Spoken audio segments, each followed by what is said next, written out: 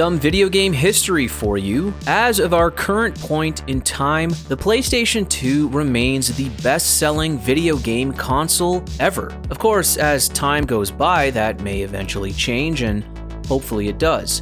Records are made to be broken. But there are many reasons as to why it sold 155 million units worldwide. The hype around this machine was insane. So insane that, in a small part, it was probably the reason as to why the Sega Dreamcast failed and put Sega out of the console business. The onslaught of games that were being rolled out just made the PS2 unstoppable. With a ton of third-party support and Sony chugging out high-quality exclusives, it easily won the 7th gen console wars by a long shot. But why? What was the thing that made it more appealing than the Nintendo GameCube or the Microsoft Xbox? For starters, the PS2 wasn't just a video game console, but it also had the capability of playing DVD movies, and that alone was a big deal in 2001. In fact, if you ask most gamers, they'll probably tell you that their first DVD player was a PS2. It could have also been that a lot of original titles that did so well on the PS1 were slated to have sequels on the PS2, and that in itself garnered original PS1 owners to make the easy jump to the PS2. Games like Metal Gear Solid 2: Sons of Liberty, Final Fantasy X, and Twisted Metal Black had me excited beyond belief seeing how great they looked from their earlier PS1 incarnations. Now this is all just an opinion, but in my humble opinion, the PS2 succeeded because it was doing something incredibly well that others weren't doing. It had an incredible amount of hidden gems on it that just spoke out to a wider variety of gamers. You see, when you'd speak to a GameCube owner, they'd probably give you an obvious answer as to what their favorite games were on the system. Games like The Legend of Zelda Wind Waker or Mario Sunshine would usually come up at the top of their lists. For Xbox owners, it was usually Halo or Fable. For those systems, there was always an obvious answer as to what they were going to say. But for the PS2, it was either games that were incredibly popular or completely random. Like, you'd be sitting talking to a friend at the lunch table in the cafeteria, and they'd say something along the lines of, "Yo Dusty, what games are you playing right now?" And I'd be like, "Hey Falstaff, I'm playing Grand Theft Auto Vice City and a game called Mr. Mosquito." "Mr. Mosquito? What's that?" "Well, it's a game where you're a mosquito and you suck people's blood in this random family's home in Japan, and you try not to get killed in the process." "Wow, that sounds so cool, Dusty. How about you, Falstaff?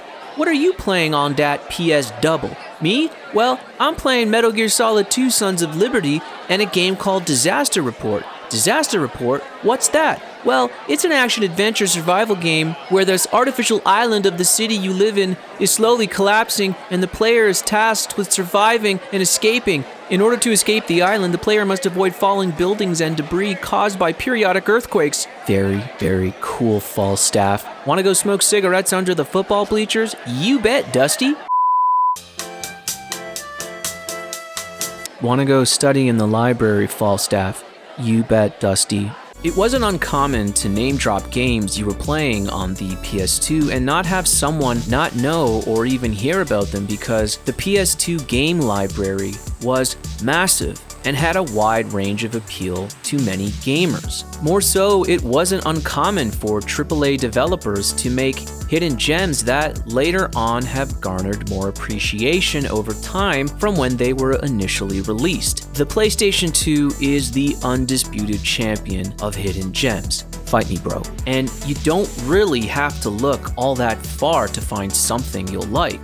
The Mark of Kri, a 2002 offering from Sony Computer Entertainment America and developed by San Diego Studios, fits the bill, with it being regarded as a hidden gem and having a bit of a cult-like following. And yes, you heard right, San Diego Studios, the makers of the popular MLB The Show. they made a stealth action-adventure game for the PS2. I first discovered the Mark of Kri in a playable demo in the official US PlayStation Magazine's issue 61 demo disc. Right off the get-go, I was so intrigued by the stealth element of the game, where you'd move through the levels as the tribal warrior Raoh, who would sneakily take down enemies or brutally punish them. I think the selling point for me though was how much it reminded me graphically of some of the Disney games I played prior on the PS1. Games like Tarzan and The Emperor's New Groove, with its muted color palettes and smooth character designs. The impressions I got from the Mark of Kri demo and the artwork itself was that if Disney made a violent game for adults, it would sort of look and feel like this. This was one of the rare occasions where I played a demo and soon afterwards purchased the full game and even the Prima strategy guide upon its release. I remember the Mark of Kri being an enjoyable game back then. Difficult, but enjoyable. So imagine my excitement and surprise to see that in the catalog of PS2 games available on the PlayStation Store, the Mark of Kri was now available to download and play. With nostalgia overload and a hankering for some PS2 action-adventure, I decided it was the right time to delve back into this hidden gem from 2002. Subscribe to the Select Gaming to keep up to date with all our latest videos. This is the Mark of Kri for the PlayStation 2. I am looking to hire someone such as you, someone looking for adventure, someone who does not shy away from a challenge. Development for the Mark of Kri initially was planned as a PS1 game and was originally titled Barbarian. Unfortunately, after a year or so of PS1 development, the game was struggling according to Jonathan Beard, who was the executive producer on the game. This was in part because they were pushing the limits of the PS1 hardware, but there was also something missing. The game just felt too similar to the many other action-adventure games that were on the market. A very unlikely source of inspiration for the Mark of Kri's game design would be in the 2001 PS2 launch title Fantavision, an arcade-style puzzle game where players must create a chain reaction of fireworks by matching colors and timing their explosions to create stunning displays in the sky. In the Mark of Kri, we aimed for a combat system where the player could hit multiple enemies from all directions with the dexterity and fluidity normally seen in kung fu movies. We felt that by removing the need to orientate yourself during combat, we would really speed up our game and allow for a dynamic camera. I pulled some team members into my office one day and showed them Fantavision. I felt we could translate the selection system they used into a fighting game, thus removing the need to physically turn the player. So after a series of long brainstorming sessions, we emerged with an interesting idea of how to handle combat in 3D space. Now we just had to make it work.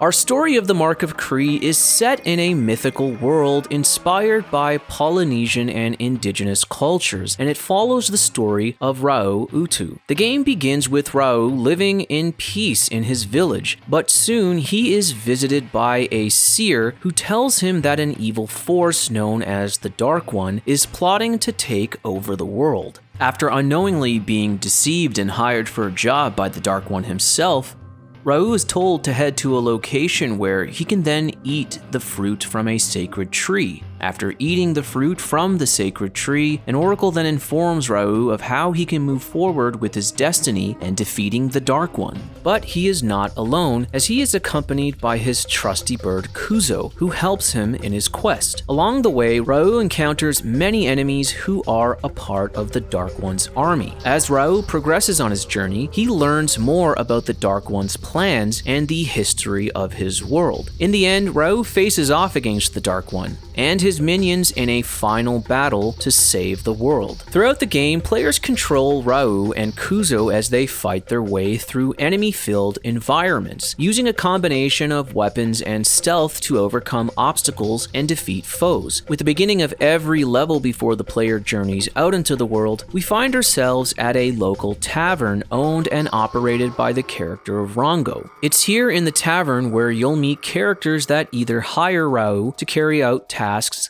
or give him information to the locations that will help him succeed in his journey of defeating the evil force that threatens the good people of his village. The game features a hand-drawn look with characters and environments that are rendered in a style reminiscent of traditional Polynesian and Mesoamerican art, and in these cutscenes, it's driven by a voiceover. One of the most intriguing things about the Mark of Kri, and something that really sets it apart from other action-adventure beat-em-up games, is its unique control scheme that allows players to use the right analog stick to select the order of enemies you wish to attack, creating a more immersive and precise experience. While stealthing about, you'll be able to highlight your enemies using the red flame-like arrow beam that will emit from Rao's chest. When the red flame touches an enemy, it'll then activate a symbol of either X, square, circle, or triangle over their heads that coincide with the PlayStation controller's button layout. Press the X button, you'll hit the enemy with the X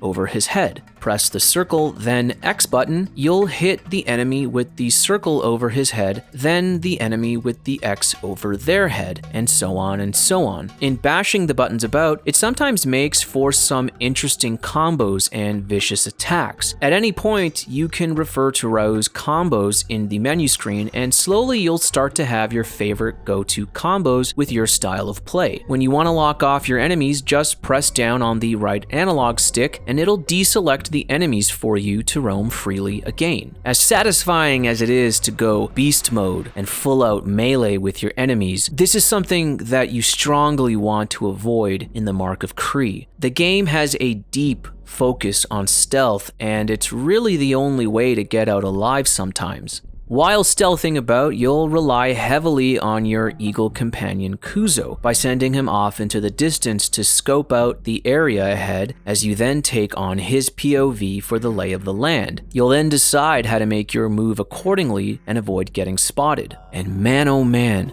does the stealth action feel so satisfying in this game. The violence in the Mark of Kri is a central gameplay mechanic, as players must engage in combat to progress through the game. One of the most notable aspects of the game's violence is its use of finishing moves. The moves allow players to execute enemies in brutal and often graphic ways, but are meant to be cinematic and add to the game's overall sense of intensity and excitement. Bashing heads up against the wall, pressing a sword into an enemy's neck while they suffocate on their own weight against a stone wall while they struggle to breathe, decapitating the ever-loving shit out of these mofos. I mean, god damn, is Rao a psychopathic serial killer in the making? Or a warrior? I don't care. Rao truly is the strong, silent type that does not mess around when it comes to his combat and fighting style. The fighting and combat gets all the more expanded on with the introduction of new weapons along the way, and this is probably the most thrilling part of your progress. Finding new ways to defeat your enemies, but also strategizing what the right weapon will be to succeed in your plan of attack becomes more apparent as you progress in the game. Whether it's the giant axe to slash your enemies into oblivion, or the gentle, stealthy bow and arrow from afar, it's up to you, and the world is your oyster. Just don't get caught. Even though the combat system does require you to get used to it with its slightly unconventional controls, its uniqueness does make for a more original experience on the PlayStation 2, with the use of the right analog stick being front and center with how you select an enemy to attack.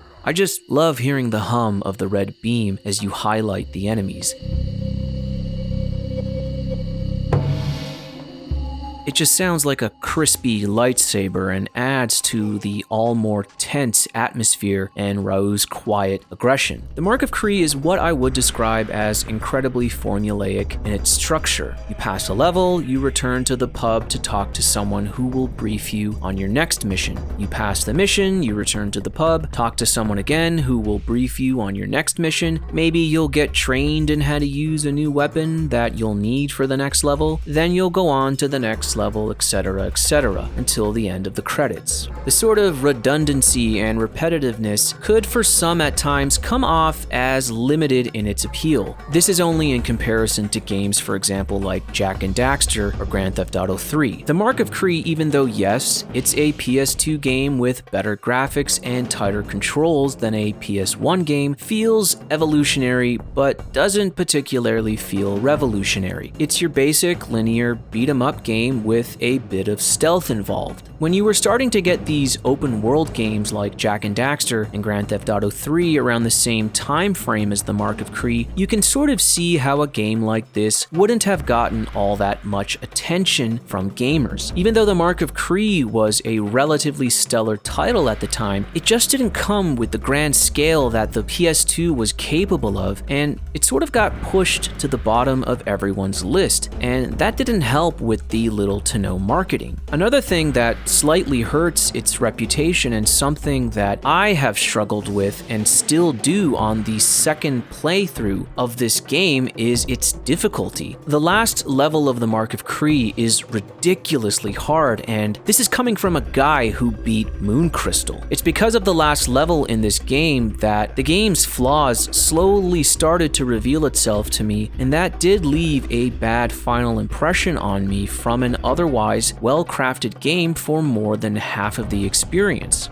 I'm not sure as to why the last stage was crafted out by the developers as being so difficult, but part of me feels it may have been rushed in its final stages. Most of this comes from the obvious glitches that I had to deal with at certain sections, with Raoult getting stuck in the walls in one part of the stage on a never-ending forward walk. This led me to restarting the game, but luckily I was able to start at a checkpoint that wasn't too far away from where the glitch occurred. The last level overall just feels like a totally different game that completely disregards the stealth aspects from prior levels. The difficulty of the enemies in the final stage is almost enough to make you want to throw your controller across the room. But don't do that, because those things be like $100 plus tax now. The enemies are relentless and way too powerful for their own good. It just feels like all the progression of stronger weapons and training that Raoult did throughout the game was just all for nothing. The stealth is what really works in this game, and when it works, it is so rewarding to solid snake your way around to success. But that element being taken out in the final part really fails and falls flat when it encourages these massive melees to be forced upon you. If it's a challenge that you want, this game is definitely the right one for you. It's not going to sugarcoat things, even though it may come off like that with its Disney-inspired look and appeal. A Disney story and a Disney game, this is most certainly not, but on this second playthrough in my adult years, this is yet another example of how I do wish that a franchise like this would have continued and grown into maturity with the future technology that would be available in the years to come. The Mark of Kri game still has a lot going for it with its gameplay mechanics and wonderful art direction that still makes it rewarding to take on the role of the stealthy tribal warrior even in present-day gaming. Is the Mark of Kri an underrated game? Yes. To me, it stands out as one of the most interesting and criminally underrated PlayStation 2 exclusives. It should have had a much bigger appeal, but really only rested on the precipice of a strong cult following. The Mark of Kri was generally well received by critics upon its release in 2002. It was praised for its engaging combat style, striking visuals, and unique storytelling. The game was a decent commercial success, selling over 500,000 copies worldwide. This success led to a sequel, Rise of the Kasai, which was released in 2005 and expanded on the combat system and the variety of different characters you could play as. While the Mark of Kri may not have achieved the same level of commercial success as some other titles released around the same time, it has developed a loyal following over the years. Overall, the Mark of Kri can be considered a success both in terms of critical reception and commercial performance. However, it doesn't seem like we'll be getting a Mark of Kri game anytime soon, as Sony's San Diego studio focuses primarily on the franchise series MLB The Show. On a positive note, now that the Mark of Kri is a downloadable game from the PlayStation Store, the hope that I personally have is that a group of new gamers will discover it. With games like the Mark of Kri, they're a part of an era where they sort of were never meant to become a franchise and were part and parcel of the people behind the game who have since gone on to other things. The Mark of Kri represents what the PS2 needed strategically in terms of a marketing plan. If we never get any other games with these characters or world, I'd be happy with that. The more important thing is the preservation aspect of this game and its characters. Having it cataloged, archived, and available to gamers to experience it in the future. For now, I'm glad to see that Sony has taken the first step with having it live on the PlayStation Store for people like you and me to enjoy and keep it alive in the coming years. Thank you for joining me on this episode of The Select Gaming. If you like what you've seen and heard, give us a like and subscribe. This is Dusty Maxwell, and we'll see you on the next one.